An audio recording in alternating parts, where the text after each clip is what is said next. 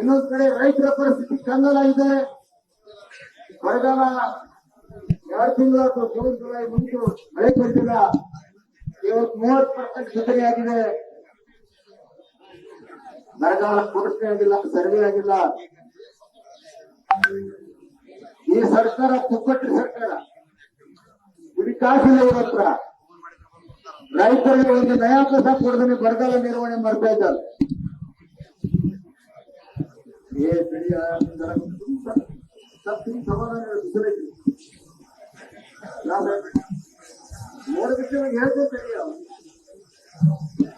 ಹೇಳ್ತೀನಿ ಸರಿ,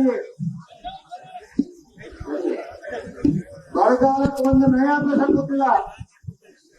ನಾವು ರಿಪೋರ್ಟ್ ತಗೊಂಡು ಕೇಂದ್ರ ಸರ್ಕಾರ ಕೇಳ್ತೀವಿ, ಮತ್ತೆ ನಿಮ್ದೇನು ಕೆಲಸ? ಬರೀ ಬೋರ್ಸ್ಮೆಂಟ್ ಕೆಲಸ. ಅದು ಮಾಡಕ್ ಹೇಳ್ಬೇಕು. ರೈತರಿಂದ ನೀವು ಏನು ಇವತ್ತು ಆಹಾರವನ್ನ ಬೆಳಿತಾನೆ, ನಮ್ಮ ದೇಶಕ್ಕೆ ಅನ್ನ ಕೊಡ್ತಾನೆ, ಅವ್ರ ಕಷ್ಟದಲ್ಲಿದ್ದಾಗ ನೆರವು ಮಾಡಕ್ಕಾಗಿಲ್ಲ. ಹಿಂದೆ ಯಡಿಯೂರಪ್ಪನವರು ಇದ್ದಾಗ 0% ಇಂಟ್ರೆಸ್ಟ್ ಸಾಲವನ್ನ ಕೊಟ್ಟರು.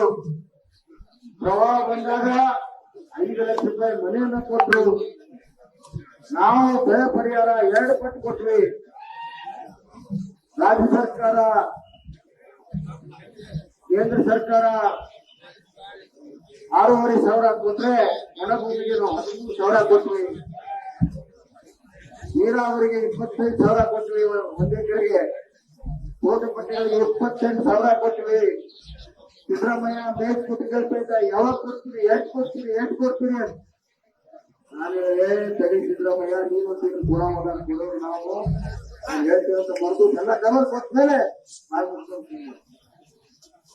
ಆದ್ರಿಂದ ರೈತ ವಿರೋಧಿ ಸರ್ಕಾರ, ಜನಸಾಮಾನ್ಯ ವಿರೋಧಿ ಸರ್ಕಾರ, ಹೆಣ್ಮಕ್ಳ ವಿರೋಧಿ ಸರ್ಕಾರ ಇವತ್ತು ರಾಜ್ಯದಲ್ಲಿ ಬಂದಿದ್ದಾರೆ.